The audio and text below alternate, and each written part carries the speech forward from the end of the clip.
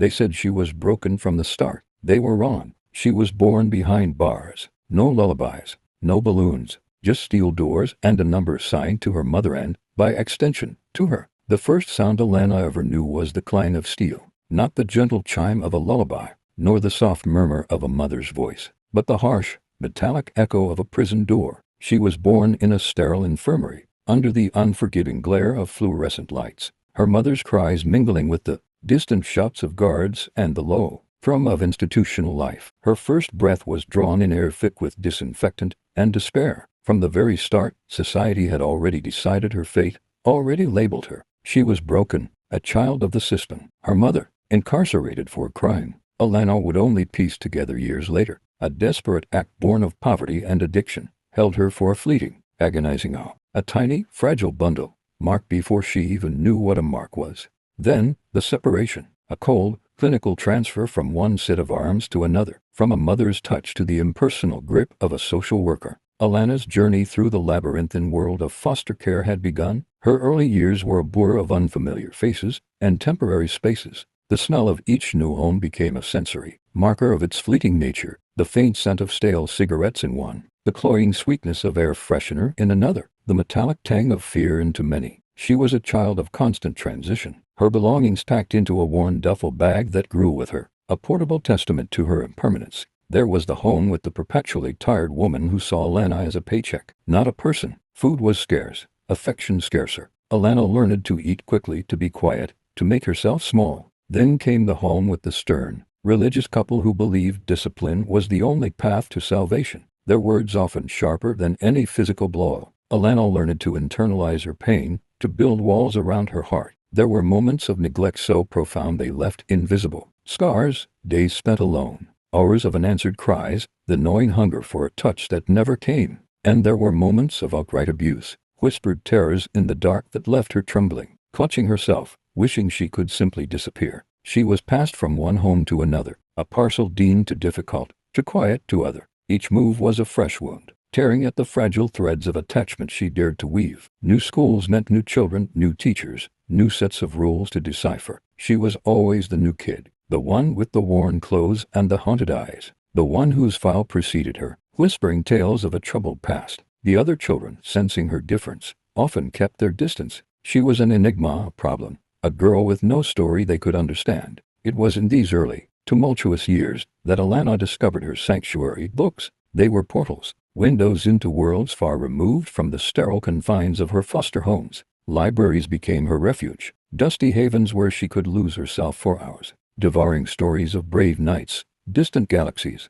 and ordinary children with extraordinary lives. Books didn't judge, they didn't neglect, they simply offered escape, solace, and a quiet, profound sense of belonging. Soon, reading wasn't enough. The stories within her, the chaos and the quiet observations, demanded an outlet. She began to write, secretly, in tattered notebooks hidden under her mattress. She poured out her heart, poems that rhymed with sorrow, short stories about brave girls who found their way home, vivid descriptions of the emotions she couldn't voice. Writing became her breath, her therapy, her way of making sense of a world that often felt senseless. It was in these stolen moments, hunched over a flickering lamp, that Alana began to find her voice, even if no one else could hear it. Middle school was just another blur of new faces and indifferent adults. Alana, now 12, was a ghost in the classroom, present but rarely truly seen. Her grades were mediocre, a reflection not of her intelligence, but of the constant instability that made focus a luxury. She was guarded, her walls built high and thick, protecting the fragile core of herself. She rarely spoke, rarely volunteered, her eyes always scanning, assessing, ready to retreat. Then came Ms. Garza. Ms. Garza was an English teacher, a woman in her late 40s with kind eyes that crinkled at the corners when she smiled, and a voice that was both gentle and firm. She had a reputation for seeing beyond the surface, for finding the quiet ones, the overlooked ones. She didn't just teach grammar. She taught connection, empathy, the power of words. Alana, initially, was wary. She'd learned not to trust adults, not to let anyone in. She sat in the back row, her head down, her notebook open but her pen still. Miss Garza, however, was observant. She noticed the way Alana's eyes lingered on the poetry excerpts, the subtle shift in her posture when a particularly poignant passage was read aloud. She saw the intelligence simmering beneath the guarded exterior. One afternoon, Ms. Garza assigned a creative writing prompt. Write about a place where you feel truly free. Alana, usually hesitant, found herself compelled. She wrote about the library, about the world she found within its pages, about the quiet solace of her secret notebook. She handed it in, expecting the usual perfunctory grade, a few generic comments. A few days later, Ms. Garza called Alana to her desk after class. Alana's heart pounded. Had she done something wrong? Was she in trouble? Ms. Garza held Alana's paper. Her eyes, as she looked at Alana, were not judgmental, but soft, filled with a warmth Alana hadn't felt in years. Alana, Ms. Garza began, her voice gentle. This is beautiful. You wrote about the library, a sanctuary woven from paper and dreams. You said, that's truly remarkable. Alana stared at her, speechless. No one had ever called her writing beautiful. No one had ever truly seen it. Do you write often, Alana? Ms. Garza asked, her voice encouraging. Alana hesitated, then nodded almost imperceptibly. Sometimes, just in my notebook. Ms. Garza's smile widened. Alana, you have a gift, a real gift. Your words, they have a power, a depth. Have you ever thought about sharing them, or entering a competition? Alana shook her head, her cheeks flushing. The idea was terrifying. Exposing her secret world, her vulnerability to others. It felt impossible, but Ms. Garza didn't push. She simply said, think about it. And if you ever want to talk about your writing, or anything at all, my door is always open. She wrote her personal number on a small sticky note. My office hours are after school, but you can call me anytime. That sticky note became Alana's most prized possession. Ms. Garza became the only adult who truly believed in her potential, the first one to see beyond the broken label, to see the brilliance simmering beneath the surface. She was a lifeline, an anchor in Alana's turbulent world. If you're still watching, please like and subscribe. With Ms. Garza's unwavering help, Alana's life began to shift. Ms. Garza stayed after school, patiently guiding Alana through grammar, helping her refine her prose, encouraging her to explore different forms of writing. She introduced Alana to new authors, new ideas, expanding her world with every book. She didn't just teach English. She taught Alana how to trust, how to hope, how to believe in herself. Your voice matters, Alana, Ms. Garza would say, her eyes earnest. Your story matters.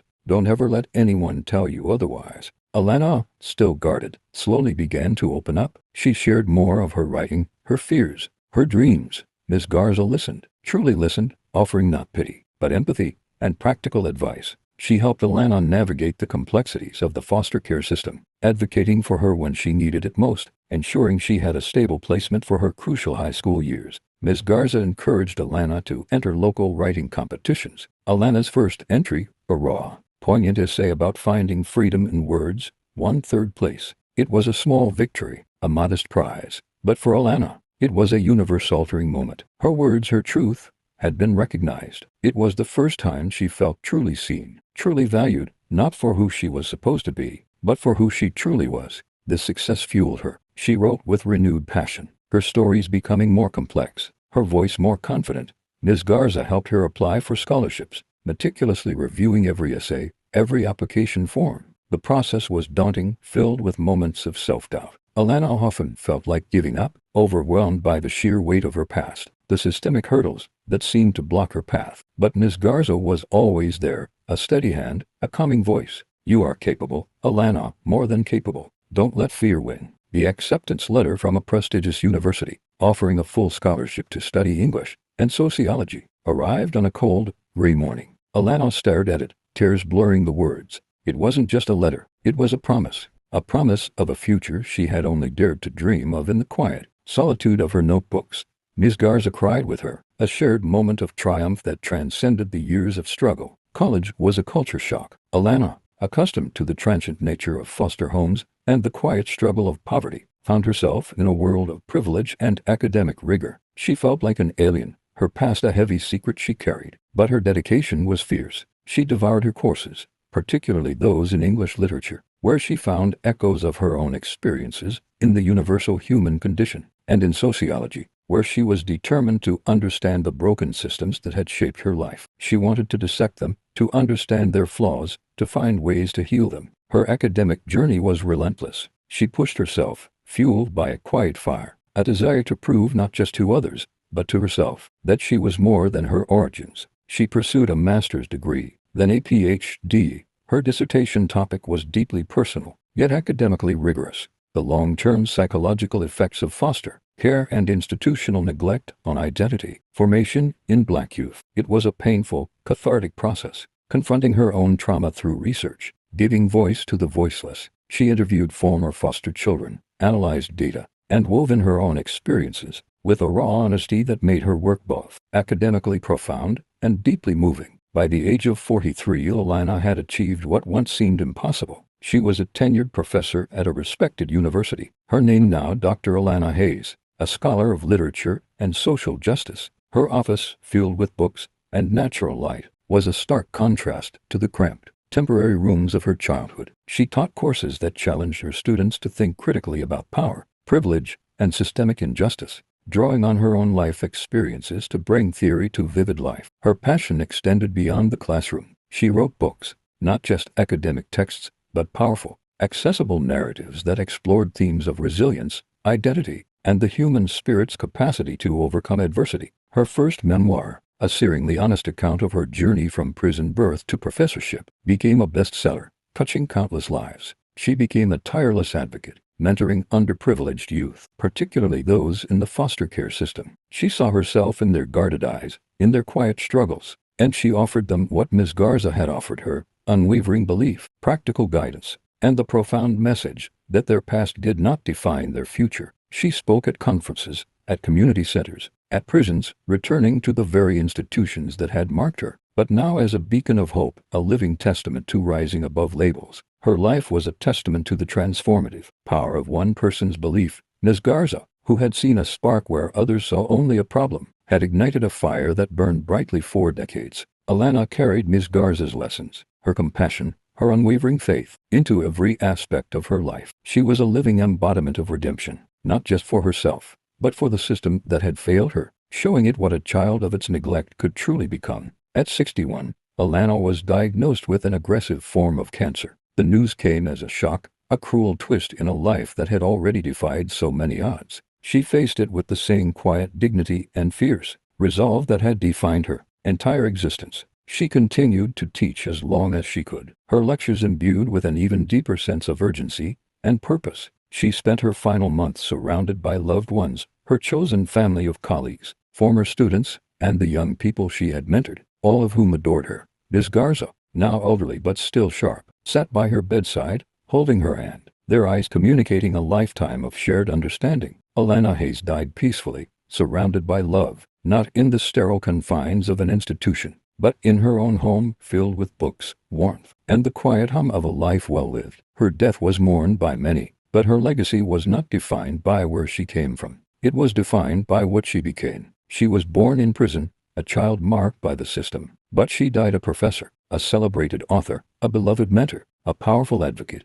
and a living testament to the indomitable spirit of a human being. Her life was a profound, undeniable truth, that even from the darkest beginnings, with courage, resilience, and the belief of just one person, a life can not only be rewritten but can become a beacon of hope, illuminating the path for countless others. Her story echoes through the halls of academia, in the quiet corners of foster homes, and in the hearts of every young person who dares to dream beyond their circumstances. She was born in chains, but she died free, her spirit soaring, a testament to the power of an unbroken will.